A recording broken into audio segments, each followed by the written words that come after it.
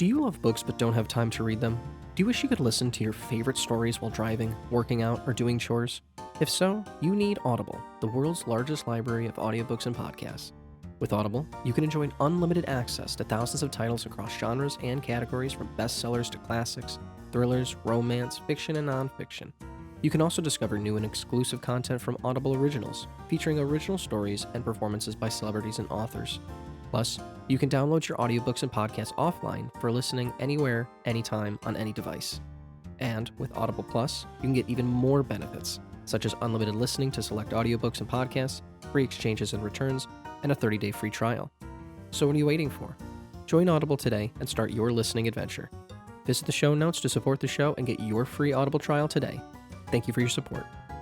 And now, on with the show.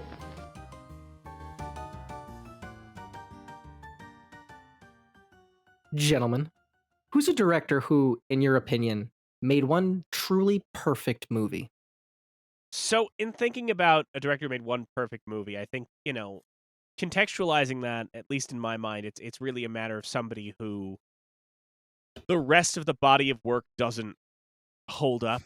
There are certainly people who I would look at and say, like, well, that's a perfect movie, and they've made like 15 other great movies or anything like that. But I think we're talking about somebody where there's a disparity, right? And to me, the one that comes to mind, I believe, has only made 3 feature films to date. And I don't know when they're going to make another. Their last movie was in 2009. So to give you an idea, they made their feature debut in 2001. It became a cult hit enough that they were able to make a massive blank check movie in 2006. Huge bomb. They made another movie in 2009, and we have not seen them since. That's how bad things went. But even though Southland Tales was a huge disaster, and even though Box was forgettable, I have to say, Donnie Darko by Richard Kelly, it still works. Now, do I think it works as he intended? Not necessarily. It's definitely a movie that, when they put out the Ultimate Edition with his director's commentary, listening to the director's commentary maybe hurt the film for me a bit, because it started to be a little, or a significant amount less deep than I thought was there at first. But it's still a movie that works, even though seeing all the other stuff afterward that didn't totally work, and knowing his point of view, which is different than mine and all that, that movie still lands. You still watch it, go, this has got some kind of magic to it where all the stars align. So whatever Richard Kelly did after, and whatever Richard Kelly ends up doing in the future, again, he hasn't made a feature film since 2009. If he does again, great. No matter how it shakes out, it cannot change the fact that he did make one truly great movie. All right, so there was a lot of. I feel like there's a lot of angles where one could have taken with this question. I'm gonna go with the same thinking Mike had, which is basically going with the Jim McBride thing. Made one big kind of game-changing, groundbreaking hit, and then really struggled to try to live up to that and never did. This man has made 4 movies. Has a 5th one coming up, so he's still working, but he's not working at the height he was before. The bloom has clearly fallen off the rose. But that first movie, and I even like his second movie, but it's not even close to his first movie. I think what Neil Blomkamp did on District 9 is, whatever you want to say about his work after that, it feels like a lot of people want to hold his bad movies against District 9 and say, well, it wasn't actually that good. We were just blinded by it at the time. No, I've gone back to it. It's, you take away Chappie, you take away Demonic, and even though people don't love Elysium or even like it, I like Elysium. Don't hold all that shit against District 9. That movie is just a pitch perfect idea and pitch perfect execution of the kind of sci-fi we kind of weren't really getting in 2009. The fact that this was a thing that was basically, well, I was going to make a Halo movie, but that didn't happen. But Peter Jackson, who was going to produce the Halo movie, believed in me enough to let me make this smaller thing. and it worked. I mean, there are no name actors in the movie. Sharlto Copley became a name after this, and he's still doing good work, and he's working today. But there's no names in it. It's, for the most part, a mockumentary about a dickhead fucking bureaucrat in South Africa dealing with aliens. Then it becomes an action movie, and somehow these two things mix together perfectly. I don't know how. But it got fucking nominated for Best Picture. Like, that doesn't happen. That just should not happen. One for its genre, one for its budget. It's crazy. So District 9, I think, is kind of a perfect answer for this. It's a perfect movie. No matter what Neil Blomkamp does, he's doing a Gran Turismo movie. I mean, the guy's not operating at top levels anymore. Let's be fucking real. But he'll always have District 9 and a soft spot in my heart for Elysium.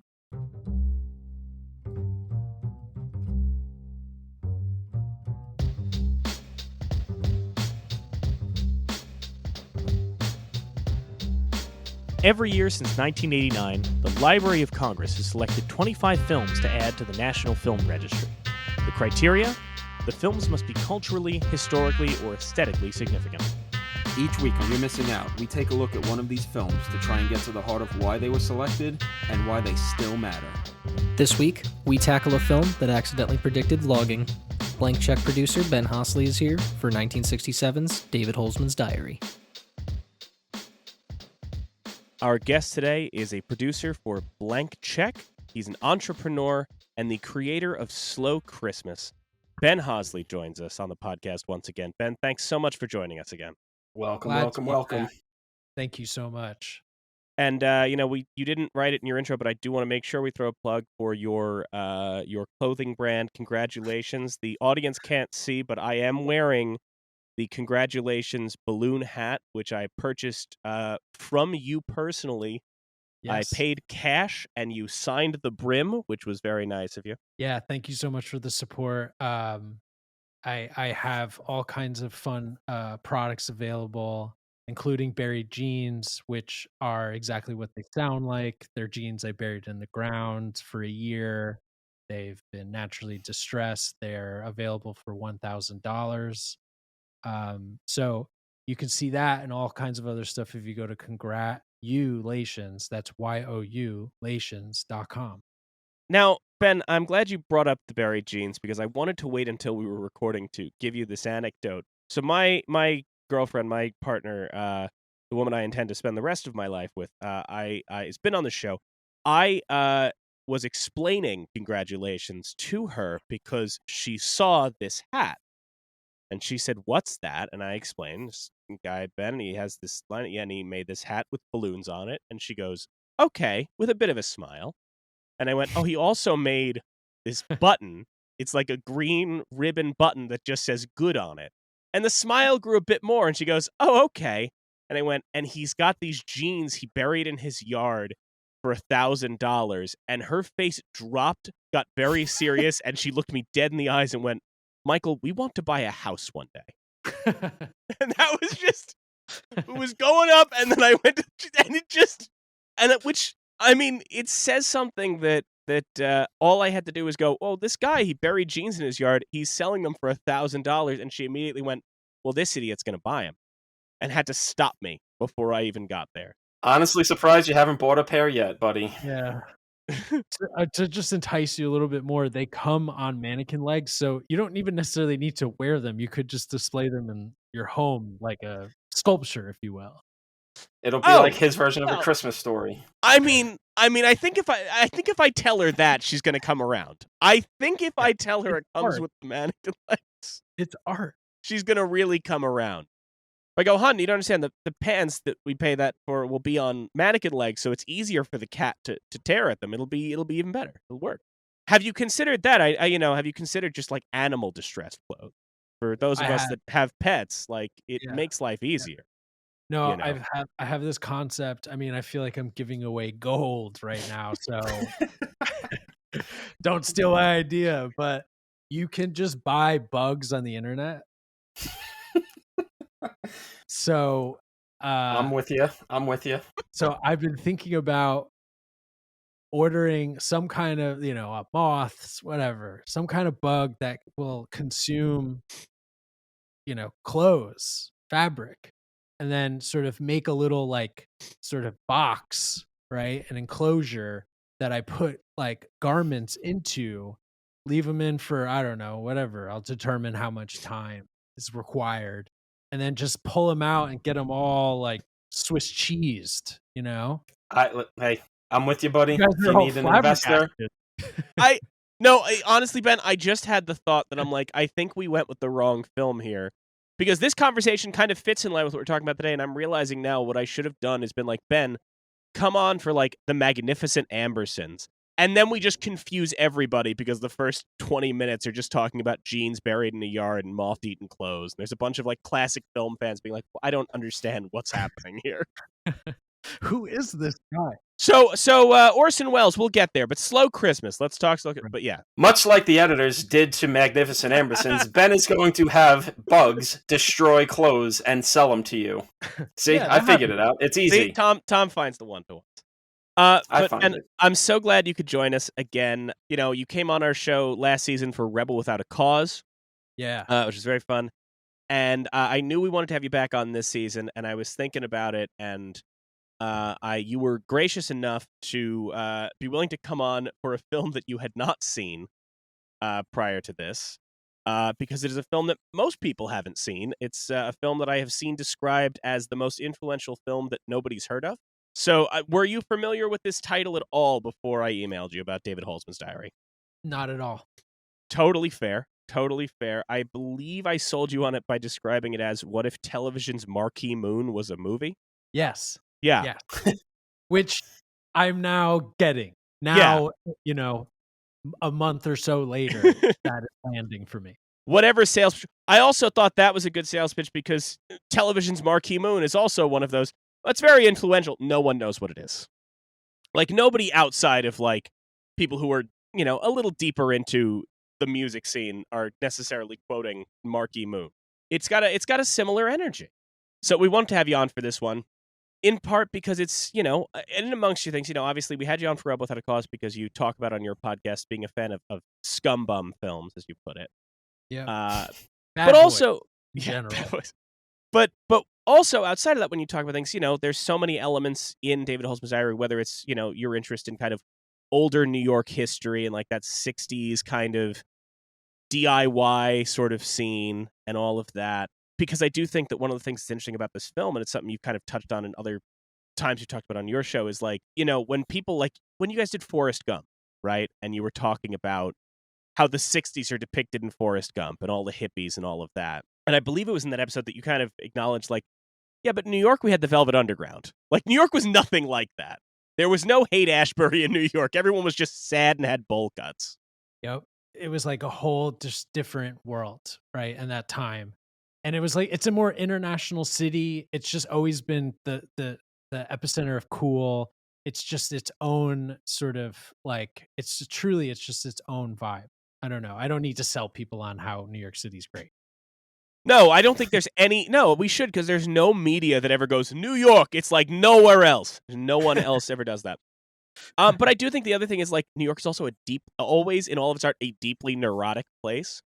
Totally. And that's kind of one of the things that makes this film, I think, so interesting is like Glenn Kenny, the critic, said of David Holzman's Diary, like, this film kind of presages so many cultural touchstones now, and it does things in the 1960s that would end up becoming and touch on things that would end up becoming issues that we're still talking about now, and ways that we make things that are still being done now. And it was fascinating because I watched a documentary talking about David Holzman's Diary right before we got on. It was made in 2011, and it's drawing parallels, going, well, the things that it's doing are so interesting because it's really kind of hints at this sort of nascent vlogger culture that we have going on now. And I'm like, dude, you're in 2011. Similar quote. Yeah. Yeah. Like, dude, you don't even know where this is about to go. Like, it's about to get so much worse. And, but even right down to like the genre of YouTube where a guy fucks with his girlfriend. Yeah. There's so much of this prevalent genre. That's I mean, this is Am I the Asshole the movie? Yeah. It's there's so much of this, like, that you're just looking at it, it's so nobody ever thinks of this when you think of the '60s, you're always thinking just hippies and Haight-Ashbury, and, like, nah, man, here's this guy in New York in 1960s making a film about a character who you could I mean, you can't say he's an incel and that he has a girlfriend, but, like, you can see he's got that very, like, dude's got some weird misogyny energy and all of this stuff. There's so much that's going on in our current culture now, so much weirdly we would call it weirdly specific, like, internet culture, like 4chan and Reddit culture before there's an internet.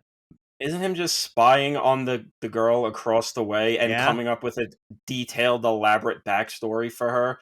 Basically, just these guys that like get all crazy, horned up about women on Twitter. It's like, no, just because we're both on Twitter doesn't mean you are my best friend and you have this connection to me. Don't be this creep sliding into my DMs saying, "Can I get some nudes?" Like this guy, like just filming her while she's with another man. It is weird when you put it like that. Yeah, a lot of shit. 60 years later, David Holzman got. Also, the just documenting every aspect of your life. Yeah. Yeah. I mean, that's basically the world we live in, and the way that when you start to curate your life based on capturing it with the camera, there's like this artifice, right? Yeah. Like, right, to your experience. I mean, like, we could get so heady with this movie. Truly, I love this pick. I really like. It's like so simple, right, on its surface, and you could just kind of explore, right, just like sort of the real fundamental aspect of it, right? But it is so deep too. Yeah, I really like. I thought this film. I see why this film is so influential. So we'll talk about that. We always do the registry. We'll talk about the registry statement in a second. But this is normally the time that I would say to like Tom and to the guests, like, well, when was the first time you saw this? But this is such a lesser known title that I'll just get into a little bit of what I find so fascinating about this is, I've been following the National Film Registry for years. I mean, it's what our show's based on. And there's always something so interesting about looking because we go induction year by induction year, right? And in the third year of the National Film Registry, this title got selected. As we discussed, it's not really well known. Nobody'd heard of it. It was so interesting to me, like, what was it about this movie that not only does it get in to the Library of Congress, National Film Registry, but within the third year, so like before a title like Psycho gets in, like before, there's so many like classic films and iconic films or canonical films that don't get in before David Holmes Diary. So I was so intrigued by this film. It always kind of existed as this like, what is this? What does this have? And I remember that I happened to spy it on YouTube, knowing nothing about it, sight unseen. And I was very glad that I knew nothing about it first because I started watching it and did not know the mockumentary element, right? I just took it at face value because I knew nothing about it. Yeah. And, it is easy to take this at face value at first.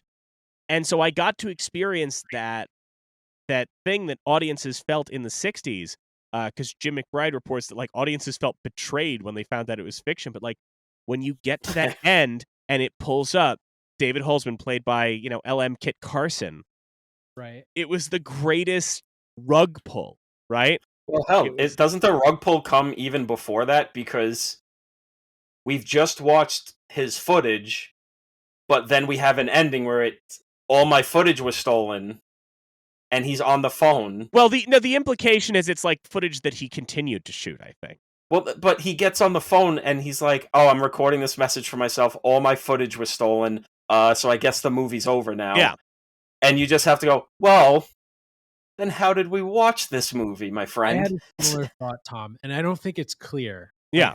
I think it's like, it could go either way, right? Because, like, he clearly just has, like, film just lying all around his apartment. I mean, and we'll get into, as we get into the discussion, we'll get into Jim McBride, the guy who made it and who has a fascinating career. I mean, truly a guy who had some, to put it in the parlance of your show, Ben, a guy who had some big bounces and would make a fascinating miniseries if you wanted no listeners. Just none at all. Okay. If you wanted to pull in nobody. Negative listeners. Yeah. if you were just like, hey guys, we're going to cover a director who, Richard Brody, no less than Richard Brody, once described as one of the 12 greatest living narrative filmmakers, but only for David Holzman's Diary. That's a real thing Richard Brody said, which is a real, like, backhanded compliment when you think about it. If you guys are feeling like, all right, we're getting too popular, we need to reel this back a bit, Jim McBride's the guy who will cool the jets just a little bit, let you guys relax for a while. Okay, I'll keep that in my back pocket. Yeah. Definitely. If you ever just want to if you want to just tank the show, just tell him that's your demand. Just be like, listen, guys, trust me. He's got a movie in the Library of Congress. And they go, great, what did he do after that? He did a weird movie that was meant to be a parody of Archie comics, but everyone's horny. Anyway, that's real. It's terrible. I watched it. It's god-awful. I tried to go through a lot of his filmography, but speaking of calling his shot decades in advance, he did. We got Riverdale. a TV show about Archie that fucks. We got that show. That's true. Does Jim McBride get royalties? If he doesn't, I think he should be looking into some lawyers right now. Nevertheless, this is a fascinating thing to discuss, and I'm glad you got to see. I'm glad you connected with it. But before we talk more about what we thought about this film, let's talk about what the Library of Congress had to say. This is what the National Film Registry had to say about David Holzman's Diary. A satire on cinema verite, this fake documentary was shot in only 5 days on a $2,500 budget. L.M. Kit Carson plays Holzman, a young New York filmmaker who decides to get a handle on his life by putting it all down on celluloid. Written, directed, and produced by Jim McBride, later a mainstream film and television director, captures the essence of the filmmaker as artist while skewering it with its own devices. Grainy black and white 16mm film, wobbly handheld camera work, bizarre angles and lenses. Diary led the way to popular mockumentaries like Rob Reiner's This Is Spinal Tap and Christopher Guest's Waiting for Guffman and Best in Show. Now, the thing I might say is most fascinating about that registry statement is we were just talking about the things that it predicts. At the time this gets inducted in 1991, the only comparisons they have are This Is Spinal Tap and the Christopher Guest movies. Sure. And now, if you were drawing this parallels, that documentary I watched from 2011 talking about it was like, well, no, this is like Michael Moore and Morgan Spurlock. And like now we're talking about like, well, no, this is obviously like the TikTokers and the vlogger culture. It's funny because that registry write-up must be written later on because Waiting for Guffman is not out yet. Oh, wow. Yeah, they must have done that a little later. It comes out in 96. Okay, yeah. I was thinking, that doesn't sound right. Yeah, so like, you really only had This Is Spinal Tap and, what was that first Albert Brooks movie? He made his first movie was something like this, making fun of mockumentary reality TV kind of things. I forget the name. It might just be like Reality or something. I don't know.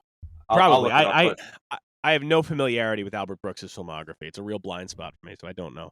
I sent this over to you, Ben, and so you watched it for the first time fairly recently. What was your kind of experience with it? I talked about like how I saw it the first time. What was your experience with it? Well, fucking, Apple TV, of course, spoiled it. In their description before you hit play, it's so annoying.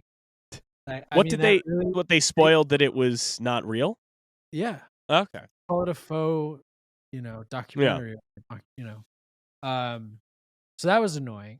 But okay, here's my like main takeaway. I love bits, clearly. If you're not familiar with me, if you've learned anything about me listening to this episode, I love bits. I truly think it makes life more interesting to just sort of decide to do weird shit, right?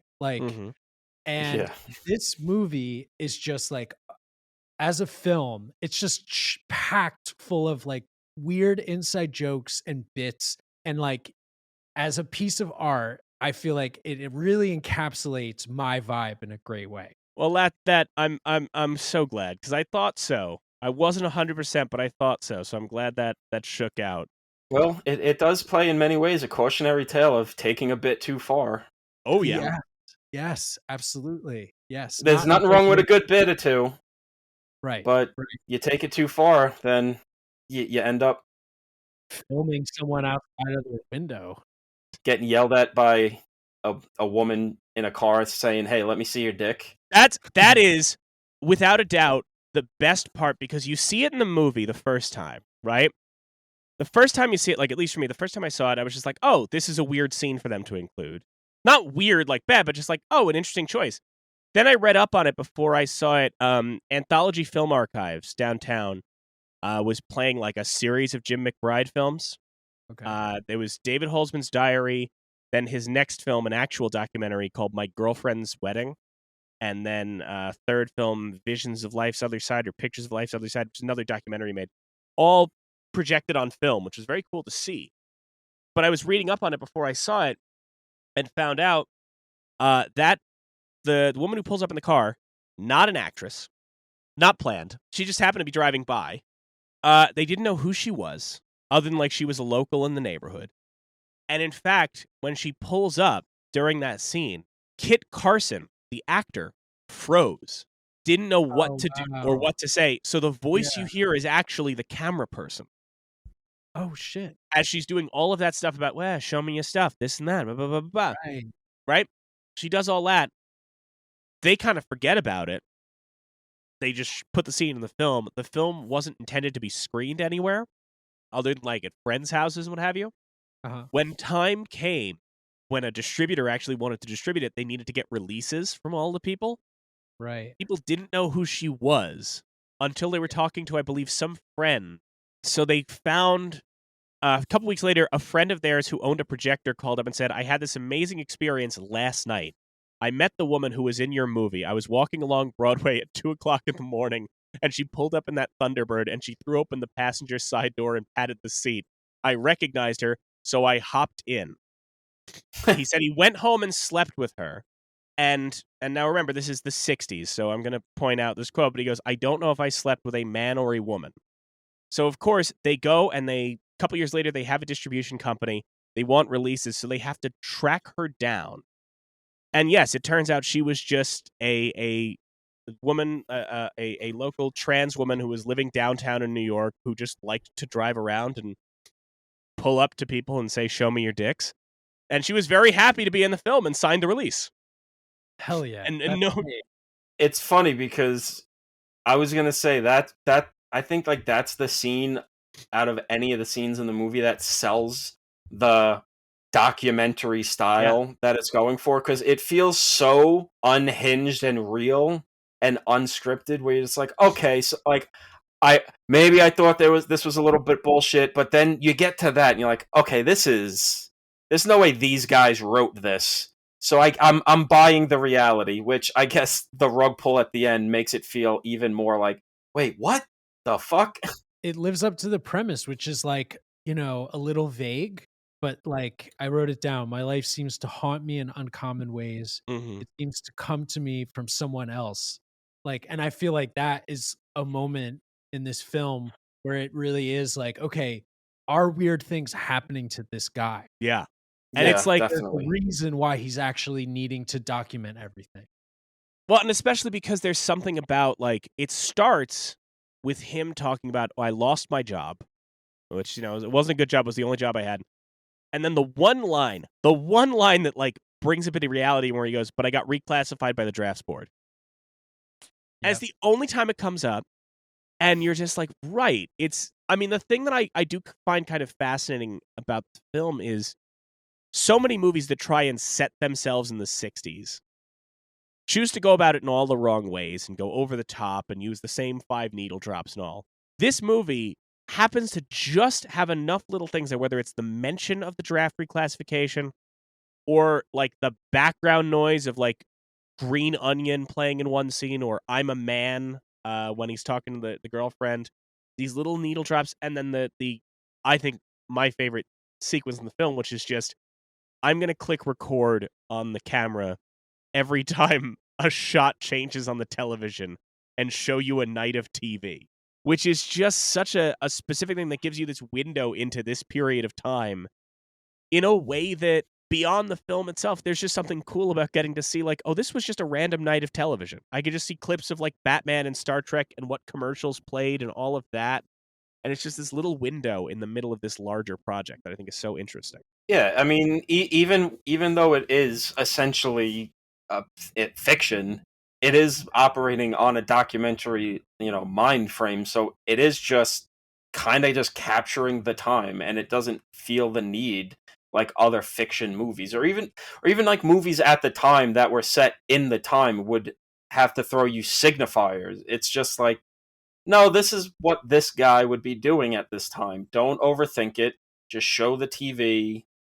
Mention, or like when he's spying on the girl, and he's like, oh, she's probably watching this right now. Oh, she changed the channel. She's probably watching this right now. And you're like, okay, that gives you a little of that realism without shoving it down your throat. It's those little things that really help you until the end think you're watching something real. I don't know how it got spoiled for me. I knew going in it wasn't a real documentary. I didn't do any other research beyond that. I was like, let me just see what this is. But even still, I was like, did someone tell me wrong? Is this a real documentary? This like, what's going on? Because there's no like obvious narrative arc or whatever that it's trying to do it until the end when you kind of get the whole picture. Well, and it's, the other thing that's interesting about that is that he, that when you talk about him talking about what the girl's watching on TV, right? And he goes, well, she's probably watching The Life of Emile Zola, right? Yeah. Which, for anyone wondering, The Life of Emile Zola, we will talk about it on the podcast at some point. It's in the registry, but is a Best Picture winner from the 40s, starring Paul Muni. And the reason I find that funny in a way is it's like, is she watching that, David? Would anybody but you be watching that? Right. Like, there's that, because at the beginning, he starts by quoting Godard, right? Right. And he has the poster up on his wall for, I think, Suspicion. And he's got all of this. And there is just one of the things I love about this film in a way is that it is a satire, and it's actually a good satire. There's so much out there now that, like, I feel like I find myself so exhausted. So many movies come out now that people are like, oh, this is a great satire of millennials or Gen Z or whatever. And it's not, because the characters don't talk like real millennials or real Gen Z people. They talk like our cliches of those people, right? They're caricatures. Our worst character. Yeah. And so the satire is toothless, right? Like, I don't think there's anything particularly biting or incisive about a movie where a bunch of young people talk about being triggered and stuff. Like, there's nothing incisive there. I haven't seen Bodies. Is that what you're referencing? I mean, I didn't want to throw anything in particular under the bus, but I think we all know what that is. Yeah. But it's a lot of things. Like, Menu comes to mind for me. What'd you say? I said the menu comes to mind for me. Well, it's also like Triangle of Sadness, Yeah. up for like I like that though. I like that. I think just because it's like so disgusting. Well, look, the vomit scene. I want to be clear. I'll take us on a tangent, but I had the greatest experience possible with the vomit scene in Triangle of Sadness. Yeah. So I'm on Long Island, so no one goes to see these movies. Any art house film, I know I can sit comfortably in a multiplex on Long Island and know no one else is coming in, right? It's just not going to happen. So I go to see Triangle of Sadness. The theater is completely empty for the first chunk of the movie. I know what's coming. You know who didn't know what was coming is the teen couple that snuck into the theater to make out in the back row because they assumed no one else was there. Nice. And so the vomiting begins. And I'm just sitting here enjoying my popcorn, enjoying the film. And you just feel the energy as this teen couple that snuck into the theater is asking themselves, just silently to themselves, can I really keep making out when there's this much throwing up noise going on? And by the time it got to the woman gripping the toilet being flung back and forth, they just stood up and left.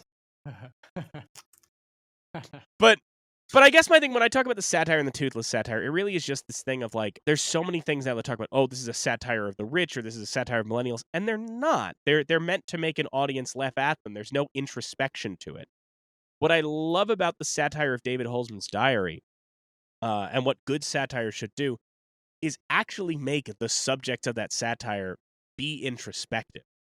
Holzman and the character of Holzman is ridiculing the kind of people that Jim McBride himself was around and the kind of person that Jim McBride was. This very, again, I don't know how to exactly phrase it, but like, we all know people like that, especially in New York, and people in the New York art scene and things like that who are just New York filmmakers. Yeah.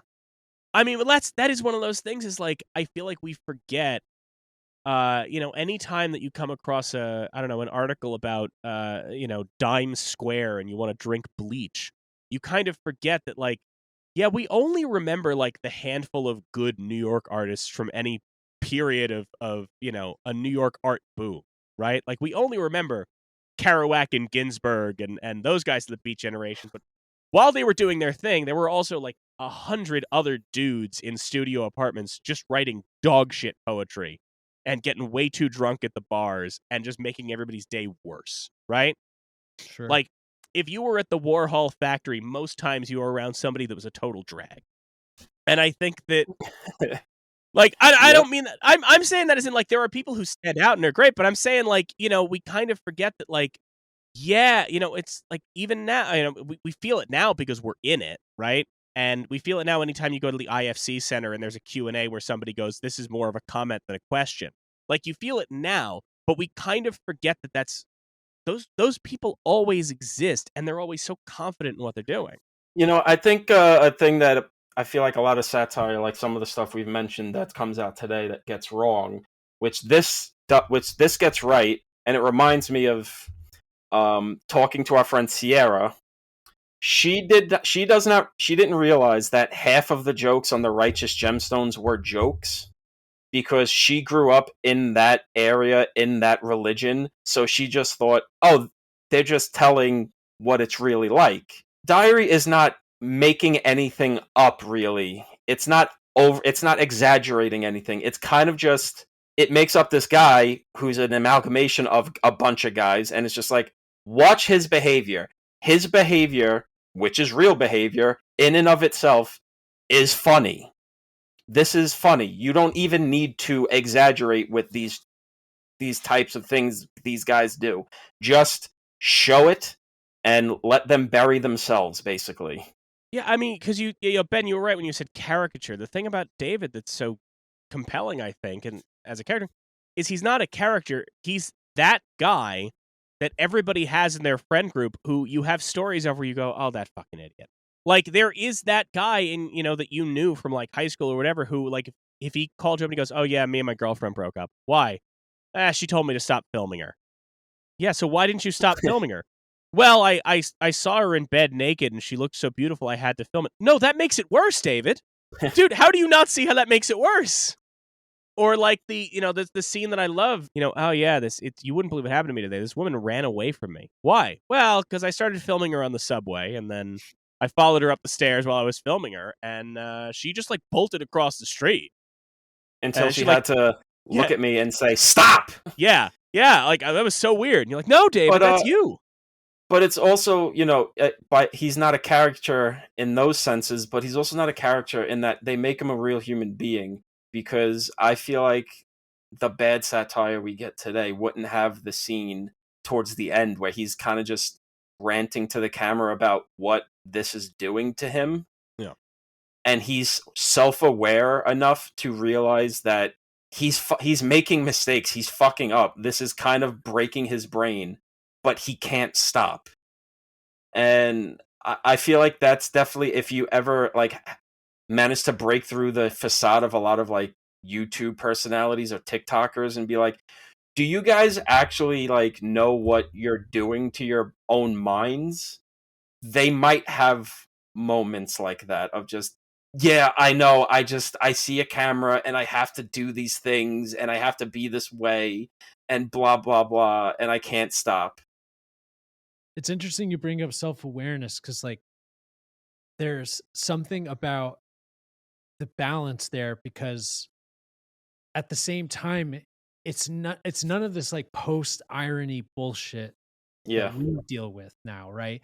It's like I know what I'm doing, so I'm gonna sort of like wink at it, right? But I'm still actually doing it. That like weird nuance that like we all live in, especially with like the comedy scene, right? Yeah. Like for a while now, I feel like as someone who just has been going to shows and used to like perform live comedy, there's a lot of people that are doing this sort of weird balancing act of like, yeah, I know that my comedy's bad, but actually I'm choosing to do that but actually really I'm bad at comedy. Yeah. Yeah. Well, I mean, because the thing that he does and the tone of David in this film that I do really like, what he ultimately slips into, which is another kind of fascinating thing about the 60s and the 60s counterculture, that, to get into that just a little bit, one of the things that doesn't get talked about a lot when we talk about the 60s counterculture, especially now, I mean, because again, I hate to take this back to a movie that has very little relevance to this title in particular, but you guys covered Forrest Gump on your show, right? Yeah. Which is the more Gump talk than has ever been associated with David Holzman's diary, but we're doing it. You guys covered Forrest Gump on your show, and I remember that, like, one of the things was when you guys were talking about it, that is a different movie to watch from a vantage point that isn't the 90s.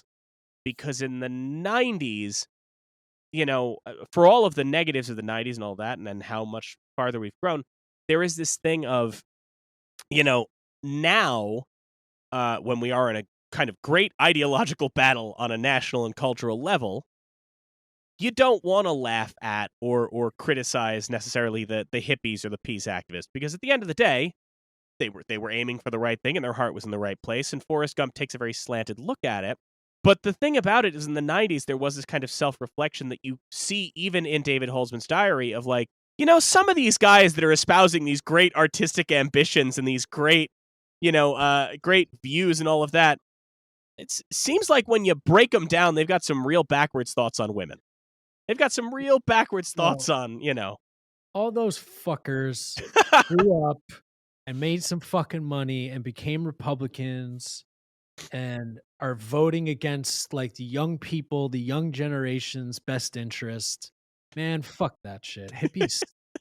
But I'm that's on the record as saying hippies suck. Well, I'm glad you said it, Oh. Ben, because that is the official stance of You're Missing Out, and I'm glad we could get other guests that share our political beliefs. Hippies suck, fuck them, and But yeah. really, like, when you look at David, because truly, because the thing that sticks out to me when I think about, the 60s and what this reflects of that is that there is this thing amongst a lot of people, when you look at stuff from the time, amongst a lot of the real, the radical, whatever people, that when you break it down, they still slip into, like, a 1950s boys club mentality. When you break beyond that wall of ideology, they still slip into it. And that's why there's a great scene for all of the artistic ambition and all of the enlightenment that he kind of preaches up at the top about film is truth at 24 frames a second or whatever. His girlfriend leaves him. He's feeling listless. He has no job. And we get to a point where he's just laying in bed going, yeah, so no girlfriend. Back to the old masturbation.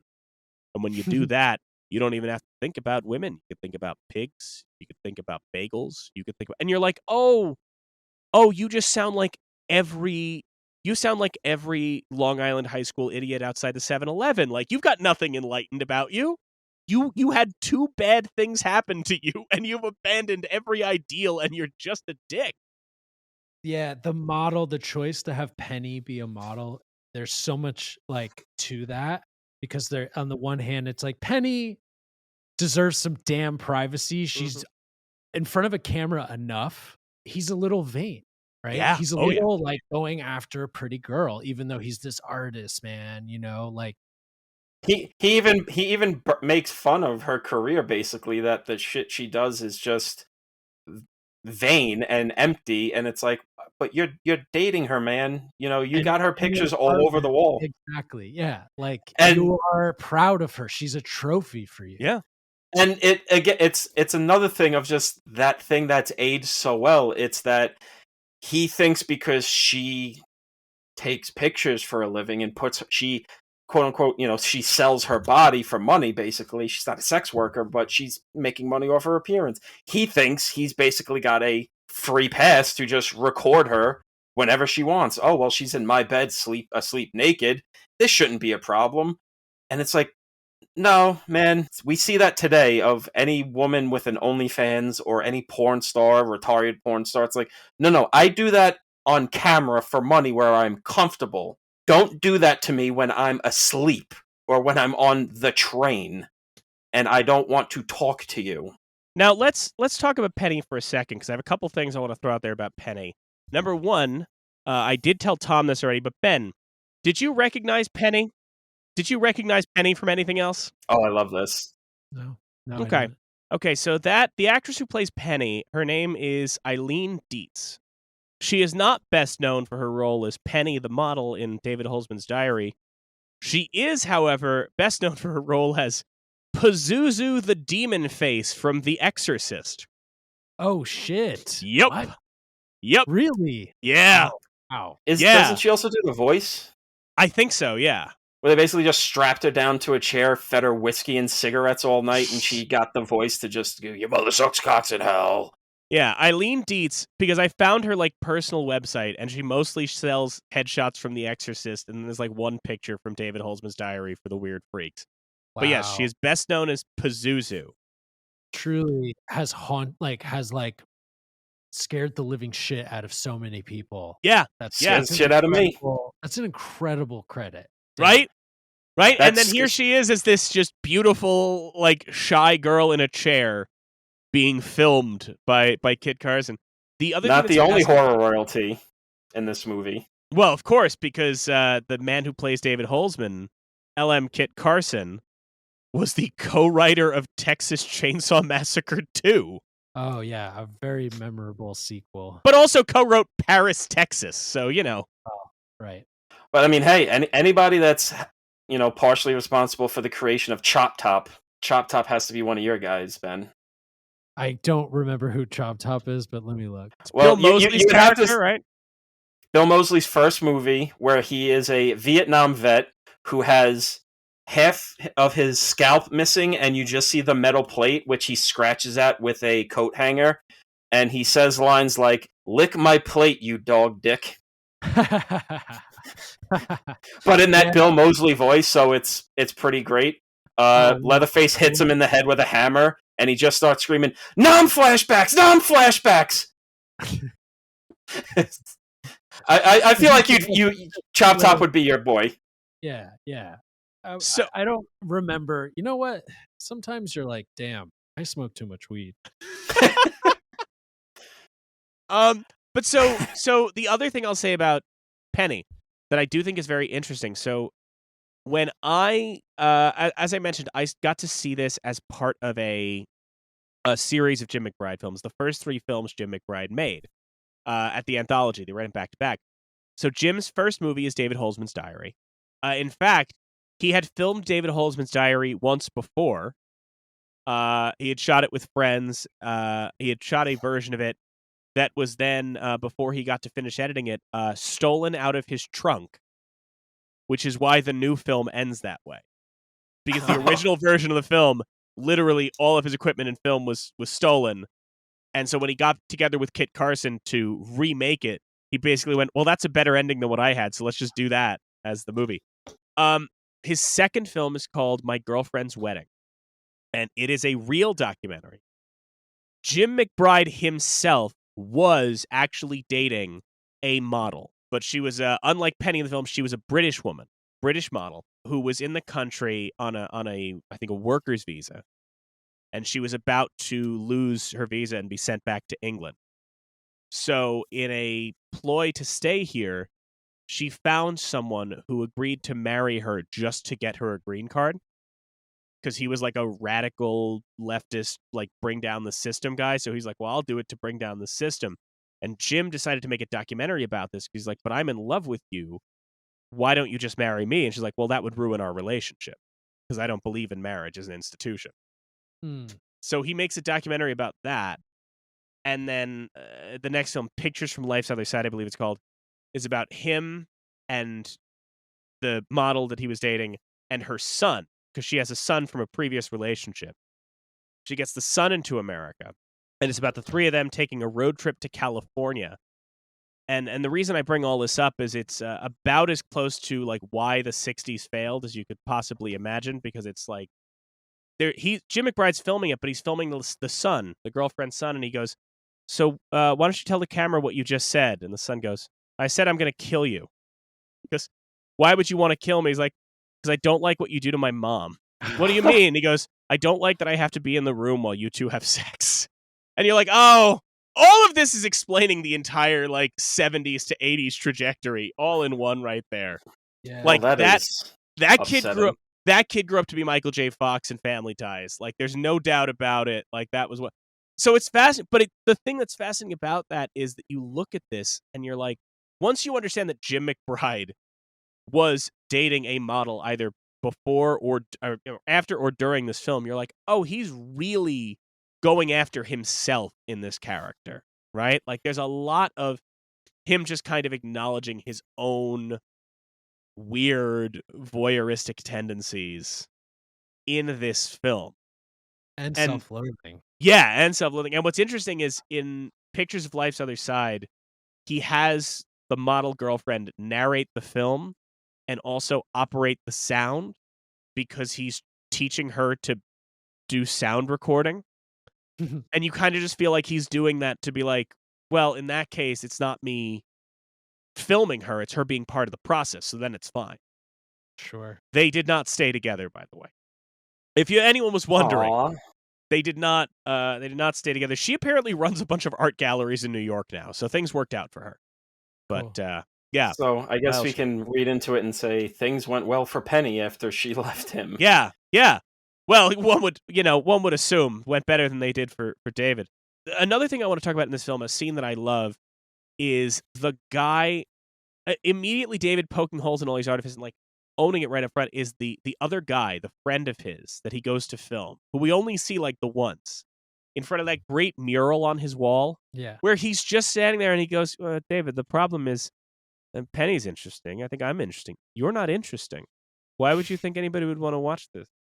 Well, no, it's about real life, but this isn't real life, David. You made me move my table so that you could see the mural more. Like, I don't understand. Like, this is boring. Why do you want to do this? I had a teacher. I went to the new school, took a bunch of writing classes, and I had this one teacher that recommended something, and it's always stuck with me, which is she was like, you should go out and live a life so that you have something to write about. Yeah. And David to me is like the kind of guy where he's clearly obsessed with film, but he not really a person that's developed a personality kind of, Yeah. or he's really self-obsessed. He's really self-absorbed. Like his monologues, I love. Like the acting's good. The acting's good for it being so stripped down and you're really noticing all of the little gestures and stuff that he's doing. It's great. But yeah, as far as a character goes, like I do feel like he strikes me as like a lot of people I've met in the like film scene, like film production world people, where there's just like something about him lacking depth. Well, because it feels just like, he just lives in theory. He lives through other Yeah. people's existences. He doesn't have his own existence. I mean, But you know what? everybody. Yeah. I don't know. I mean, just like the way he kind of really just kind of clearly falls apart after Penny breaks up with him, and he's like stalking her and recording her, and he gets beat up by the cops. It's like everybody takes their first breakup really poorly, but Sure. like the more you live and the more you grow, like breakups suck, but you don't keep texting them and calling them and DMing them and the work. Yeah, like it feels like a guy, like Ben said, he hasn't lived a life. His life is just living through books or movies or whatever. He thinks he's lived a life, but clearly he's full of shit. But you know what? The thing I would say about Holzman that you really get toward the end of the film, which is you realize I don't think that it's that he hasn't lived a life per se. It's that you realize very quickly, as much as he wants to say that it's all the camera's fault, because you have that incredible monologue where he's screaming at the camera, "What the fuck do you want?" before going, "I'm sorry." And we'll get back to that in a bit, but you kind of realize that it's more about what he can control. He doesn't document his own life because he can't control his own life. He documents Penny. He documents people on the street, documents things he can control. And the reason I think that is, and the thing that strikes me, is that we've just watched him for this whole movie, right? Take us through banal bullshit of like, oh, let me show you some buildings. This is where this person lived. This is where this person lived. Let me throw you this. And then toward the end, he goes, oh, I didn't have anything to film this day because I had to go to New Jersey for my uncle's funeral, and there wasn't anything interesting to film. And you're like, David, that's the one interesting thing. Oh my God, yes. Yes, but it's so funny. It's so It's funny. so good. Like, and I love a lot of the like kind of street sequences, and you're getting all of this great footage of just like the Upper West Side in the late '60s, and the shots going by, just all the old people sitting on the benches is great. But it's such fucking like college ass bullshit. Yeah. Yeah. Yeah. And then it's like he could have filmed some like a funeral. Like what a fucking ceremony to like bear witness to. And he's like, that wasn't interesting. And we Instead, like I'm gonna fucking stalk some woman across the street. you could have told us about the uncle. We could have learned something about you, which we don't know, but he doesn't want to give us anything about him. Yeah. He wants to just curate the image, which is what makes this so striking today and makes it so compelling today. Is we were just talking about with social media and all of these things. I know we sound like old people when we go social media, curate your image, but it's true. Like this presages all of these people trying to curate their image through carefully edited videos and carefully edited content. Well, it's like it's I don't not to disagree, but it's almost like he's so self-absorbed. He starts listening to his friend's advice of I'm going to start, fucking with things and making it quote unquote more interesting. It's like he stops listening to that because the funeral's not about him.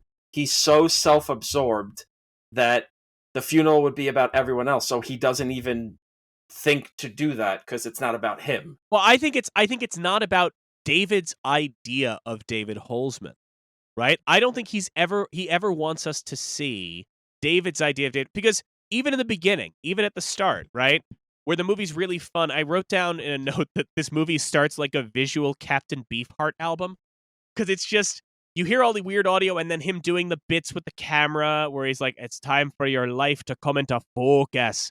Focus, as he's adjusting the focus, and he goes, get exposure, and he's playing with the exposure and everything. And you're like, this is fun and this is genuine. And the minute he misspeaks, he just goes, ah, shit. He disappears and he cuts back and it's him sitting in the chair all dramatic. Like he never wants to be embarrassed. And that's why I mentioned that scene with him talking about masturbation and all that, because the tone in his voice is like, guys, I'm just like you. We're on the same page. You get it.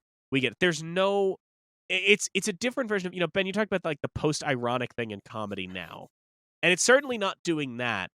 But both things, what he does in this film, as in the character of David in his film, what he does and what modern comedy does is it's a refusal to be vulnerable, right? Yeah.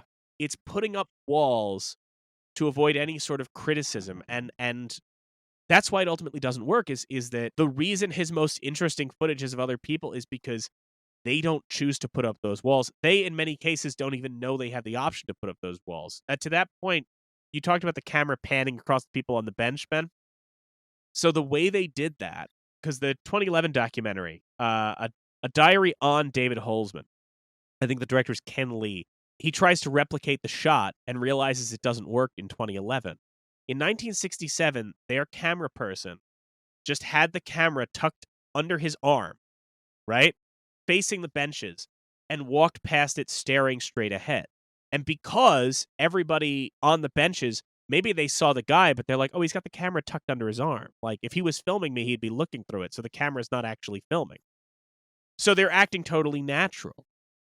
This guy in 2011 tries to do it with an iPhone. And even though he was holding it to the side, every single person was conscious of the fact that, like, oh, that's a lens. I might be being filmed. And you watch them all react to it. And it's just this amazing kind of shift of like, right, they could pull it off back then because the idea of these mobile cameras is so, new to people. I mean, there is that sequence. I know, Ben, you love old technology. So I did think that this would vibe with you when there's the sequence of David just explaining his camera and recording equipment with the schematics. The tape reel. Yeah. Yeah. That in particular, that gear, his he says, like, I think a Japanese like microphone, like his field recorder device, like all of that shit, it like just looks incredible. the way that like old stereo equipment, just like there's just something about it that you don't get now.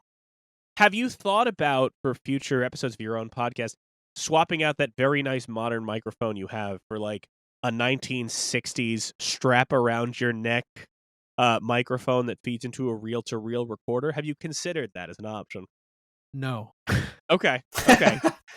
Having used a wired lav on like bad like sketch comedy videos that I shot for like Brooklyn Public Access, like I will never fucking use that shit ever again. What a nightmare.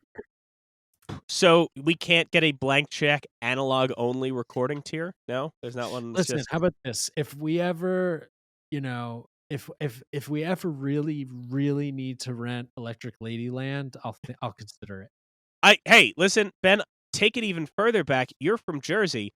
Go out to West Orange, New Jersey. Do an episode in the Edison Kinescope recording facility. Oh wow! Do it on a wax cylinder, right? Yep. Listen, I got it. When you do the WKL Dixon Great Train Robbery miniseries, record it all on wax cylinders. That's the only way to do it. Okay? Wow. Yeah. Right? And then guess what I'll do to put it out as a podcast is I'll record cranking a gramophone. Exactly. Okay. Yeah. Or they could be exclusive. It works for They Might to Be your Giants. Berry jeans. Wait, what's that? Exclusive to your Berry jeans. You get the recording tube and every pair of Berry jeans you get an exclusive podcast. I like the fact that Ben's gonna rope in blank check like that Wu-Tang Clan album that sold to Martin Shkreli, but on wax cylinders. Is it just me? When you talk about stand up before, doesn't it feel like he feels like the kind of guy who's really into Lenny Bruce? Yeah. Oh, 100%. Oh, for sure. Great call. Just because we're all in the irony thing now, but like back then it was like, oh, we're really gonna we're just gonna talk, man, and we're gonna say dirty things, and we're gonna be deep, and we're gonna say whatever the fuck we want, man. I'm gonna talk about jerking off and all this shit, and it's like zero joke. Yeah. Right? Like, yeah. It's like I'm being real, man. Like I'm putting myself out there. And it's just so fake and actually not that at all. Yeah. And it's you're bad at comedy. Yeah, you're not interesting, you're just loud. And it's like, this is a year, well, it comes out a year after fucking Lenny dies, but this definitely feels like he probably saw a show or two of Lenny in his I'm reading court transcript stand-up shows, and he thought that was probably really good comedy. Yeah. Now, I do want to note, by the way, the cinematographer on this film, Michael Wadley. David Holzman's Diary, not his most famous filming credit. It should be noted. David Holzman's Diary captures a certain New York counterculture 60s energy. He did also capture a different kind of New York counterculture 60s energy. He was a cinematographer on Woodstock. So, that real from 16 millimeter black and white to Woodstock. Real leap there. Gotta love it. That's important, but more important to me is that he shot the 1981 New York City werewolf movie, Wolfen, where drunken Albert Finney has to hunt a werewolf in 1981 New York. Again, I think Ben would probably be very much into that kind of movie. Yeah, I was just thinking about, like, what does that look like? Like, Drunk Alan? Drunken Albert Finney as a cop hunting a werewolf in 1981 scumbum New York. I mean, that's like, how are we not watching that right now? I mean, shit, yeah. I'm concerned that by the end of this, Tom is going to pitch Ben on, listen, I get you're doing like the high class movies on blank check. Let's do a spinoff that's just called Here's Some Bullshit. I'm just going to pull down a Vinegar Syndrome release or something off a Blu-ray. And it's here's a movie made for $5. No one knows it existed. What do you think? I honestly might have Wolfen. I don't know. It might be in there. It might be in this pile. I can't be for sure. Yeah, to our listeners, unfortunately, this happened before we recorded, but Ben did react to Tom's Blu-ray shelf that is often remarked upon. I was just like, wait, are you at the library? Damn. Yes, Yeah. my own home is a library. So impressed. There is a more sprawling shelf of movies in Tom's private residence than in Ben's studio specifically for a movie podcast. Let's just Yes. point that out. That's a Yeah. troubling statistic.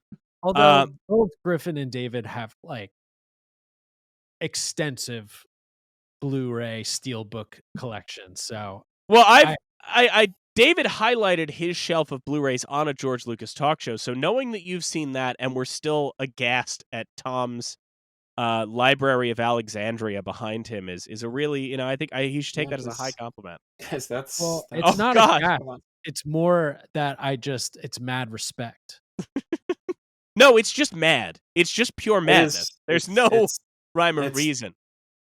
It's disgusting, but hey.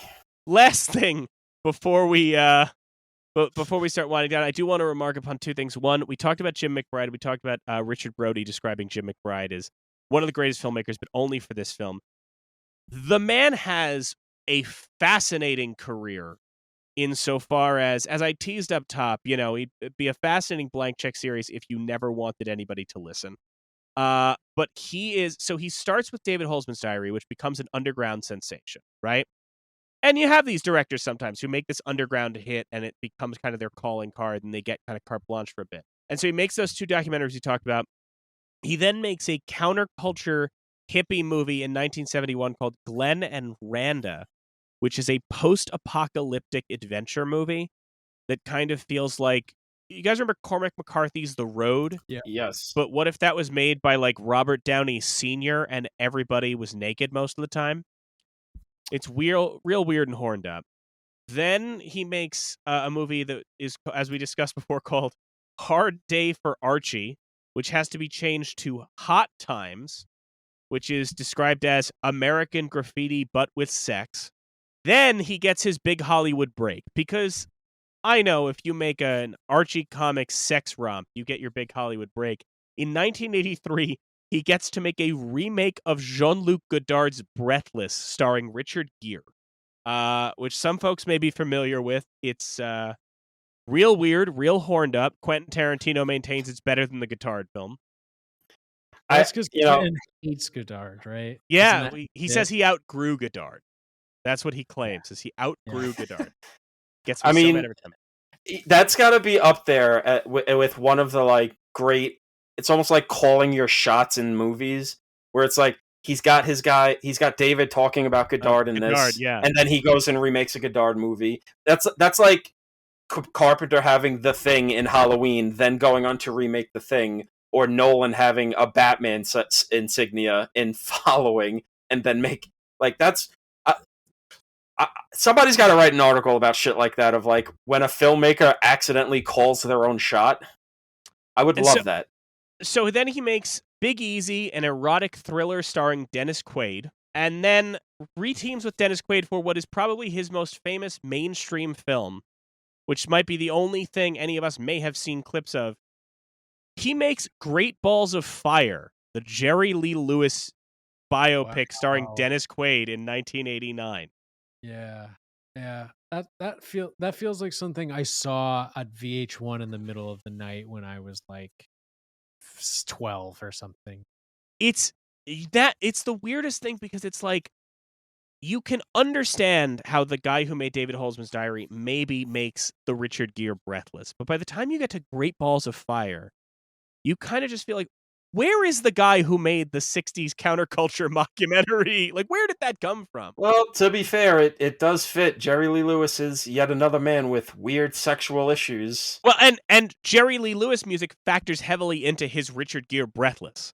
Then after that, it's like a vampire movie called Blood Ties, The Informant starring Cary Elwes and Timothy Dalton, and then a movie called Pronto, which is a Miami Beach bookie finds himself in trouble with mob bosses, starring Peter Falk.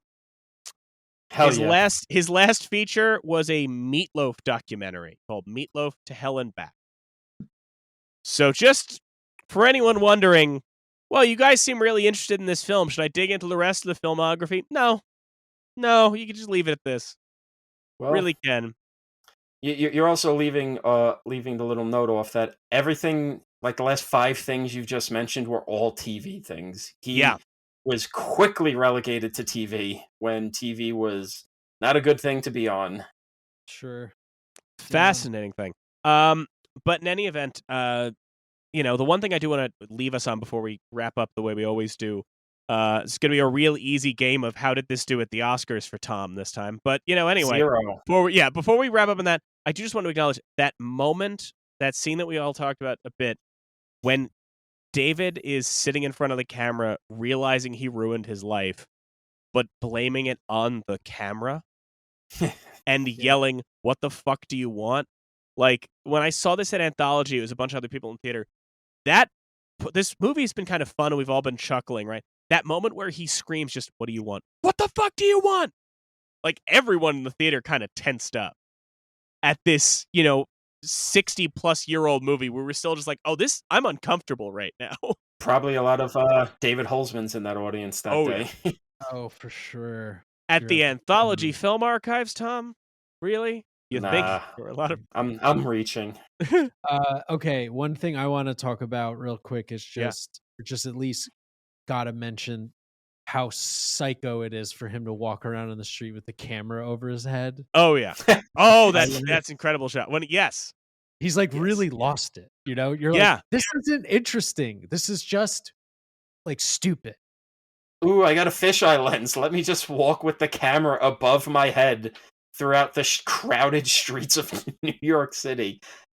I feel like even at one point he's like, oh, look. And it's like, there's just some guy with like, and his like assistant at a newspaper stand. You're like, what? This is nothing. You feel He's in that moment... completely lost the thread. Well, it's also like you feel in that moment he's so desperate to matter. He starts the film being like, well, I lost my job. I've been, reclassified by the draft. And, I guess I'm going to make this film. It's this thing I've been meaning to do. And then his friend tells him, you're not interesting. And he spends the rest of the film more and more trying to be interesting and profound. And like you mentioned, with him with the creating drama like they do on Real Housewives. Yes. Yeah. It's a lot of reality TV in that. And he's so, and it's all in a desperation to feel like he matters, that he is in any way, that he has anything worthwhile to say or do. And I do love the fact that it ends with him.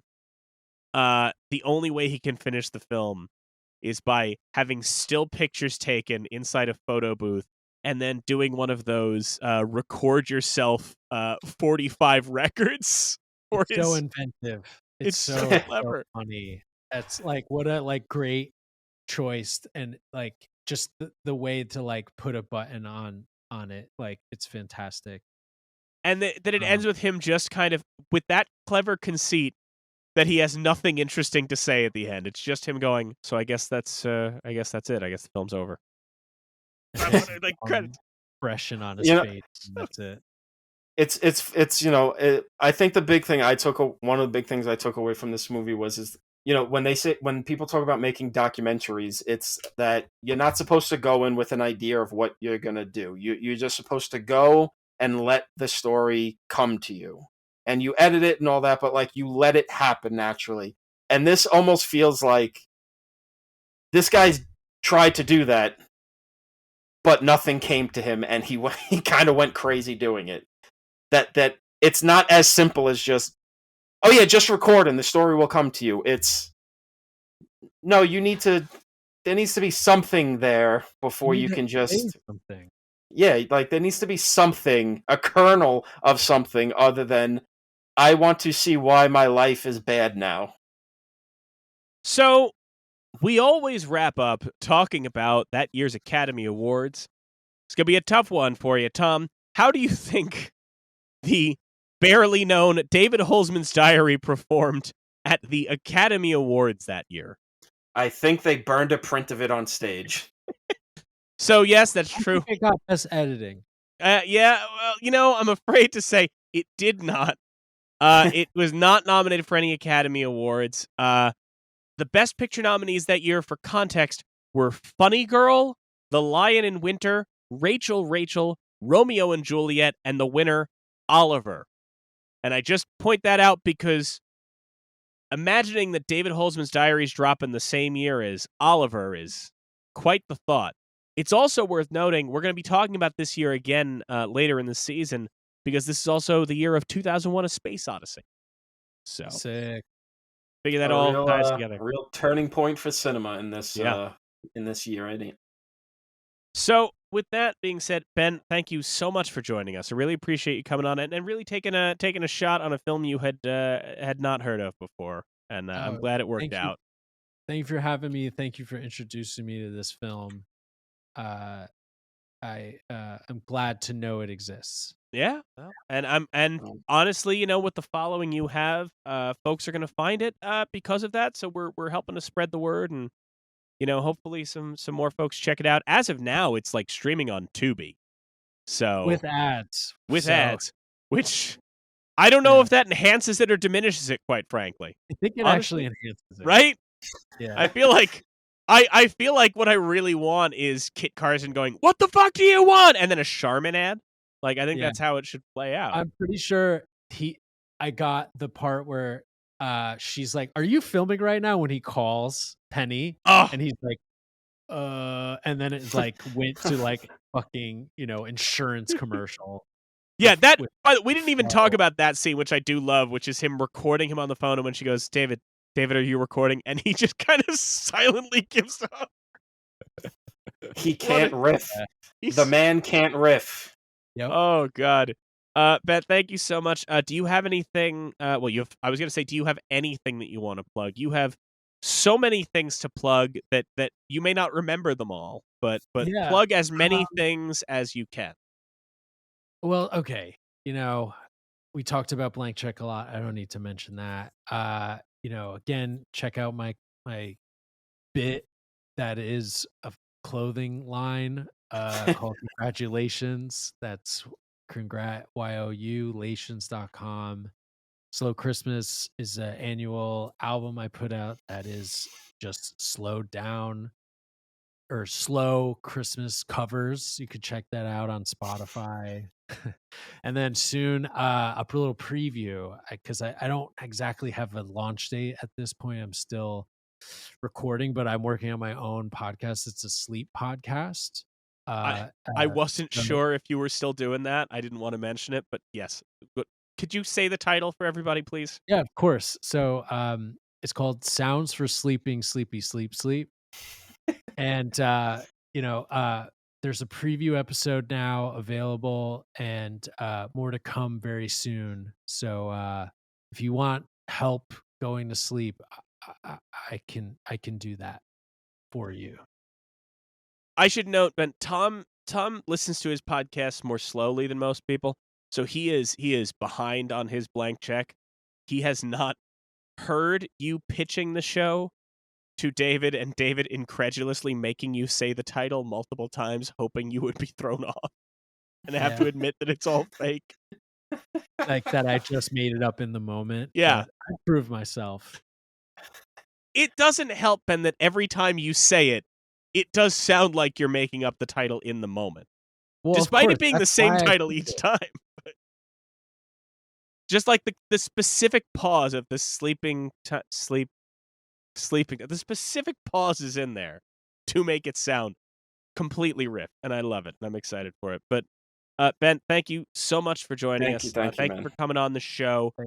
We hope to have you back on again. I can't promise it will be quite as weird and countercultural the next time. Who knows? Maybe you'll want something. Maybe you'll just be like, hey, fuck it. Let's try Adam's Rib. I don't know. A lot of weird stuff in season 4. I'm willing to bet that there's one film you won't want, but the rest of them you might. So yeah, I'm always down. Ben, thank you so much for joining us. We really appreciate it. And everybody else, stick around. We'll be right back with our picks for the National Film Registry.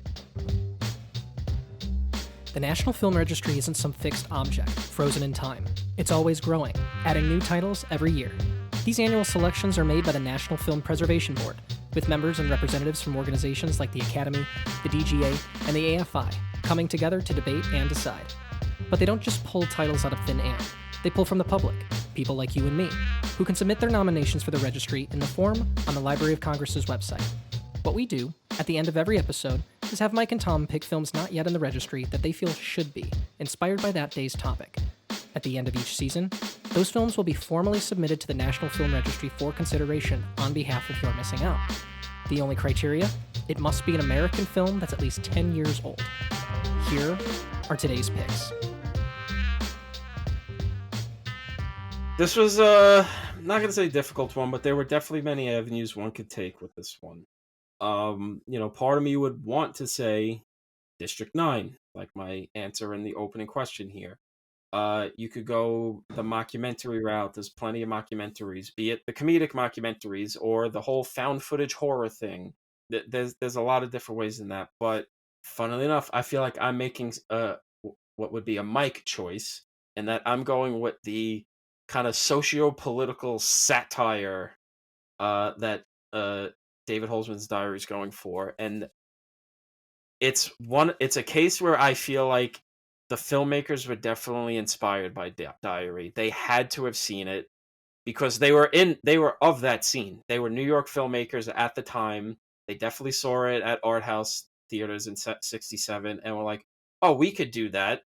We don't have a lot of money, but we could do something like that and really stick it to our, culture and our group.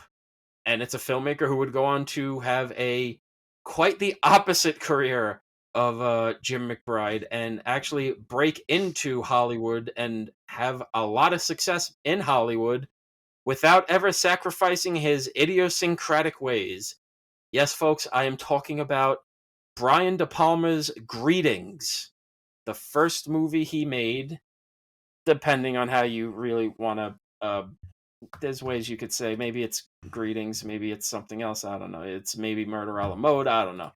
But he made Greetings about De Niro's, if it's not his first movie, it's like his second movie, but about three friends in the city. Vietnam's happening. They want to get out of that. But there's also, De Palma's thing about voyeurism and filmmaking and race relations at the time and a lot of stuff that it feels like McBride was making fun of. De Palma's making fun of it. Not in a mockumentary way. It's got a grittier filmmaking style than you'd expect from De Palma, but, whatever. He had no fucking money. But it's an angry movie. It's a funny movie. Whereas Diary is very low-key in its satire. Palma's not. De Palma from the beginning was not subtle in the things he was doing. But I think in terms of immediate response to Diary, I think in terms of launching De Palma's career, well, not launching, but the first movie he made, and he's had a long, storied, influential career. De Niro. You have the De Niro connection. And also just another movie that really has a in-the-moment clarity and anger about the 60s and Vietnam and race relations and all of that stuff. I think it needs to be in the registry. Kind of a surprise. Not really. It's a low-key movie. It only got released on home video a few years ago by Arrow Video, so it was never the easiest thing to see. But you would think that, somebody would have been like, hey, what about Greetings? We love De Palma, So I think that would be a good entry into the registry. Part of the thing that makes David Holzman's Diary so interesting is how unique it was for its time. How it cleverly kind of explored the artifice of cinema. And that's the thing that I think it does so well, is it really does explore and expand the artifice of cinema. There's a movie that came out in 2010 that is probably about as well known as David Holzman's Diary with the general public that I absolutely adore. And I think that in much the same way that David Holzman's Diary inspired and influenced so many filmmakers, this film either has or will. It is by a director named Zachary Auberjan. And in the same way that David Holzman's Diary was made over 5 days on a budget of $2,500, this film was made over 4 months on a budget of $95.51, entirely in a 220 square foot studio apartment in Manhattan. The film is called Flooding with Love for the Kid. Zachary Auberjan plays all of the roles himself, filming himself in a one-person adaptation of the novel First Blood that would be the basis for the famous Sylvester Stallone film. the thing that makes this so remarkable to witness, and that I'm such a huge fan of it, is that, as I said, with Aubergine, he's exploring the artifice of cinema. When you start watching it, it's funny. It's very funny to watch this man. He's in his studio apartment, and he uses one shrub to represent the jungles of Vietnam. And he's holding a paper plate as a steering wheel for his cop car that he's in. And he's playing all the roles with different hats. And it's funny for maybe the first half hour. But what he does is he commits to it so well that by the end of this thing, you're just fully absorbed in the story. You know, you don't see any of the absurdity anymore. You just buy into it the same way that we buy into anything of kind of the artifice of film. You know, it's the epitome of that kind of Shakespearean piece out our imperfections with your thoughts mentality. I've been enamored of Flooding with Love for the Kid for a long time, and in the same vein as David Holzman's Diary, I think it absolutely deserves a place in the National Film Registry. So, Flooding with Love for the Kid from 2010. That's my pick.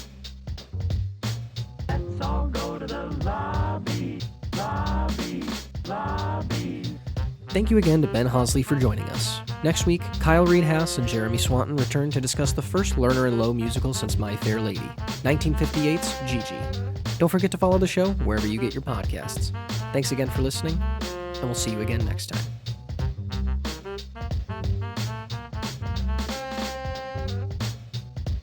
Here on You're Missing Out. They honor movies of historical, cultural, or aesthetic importance on the National Film Registry.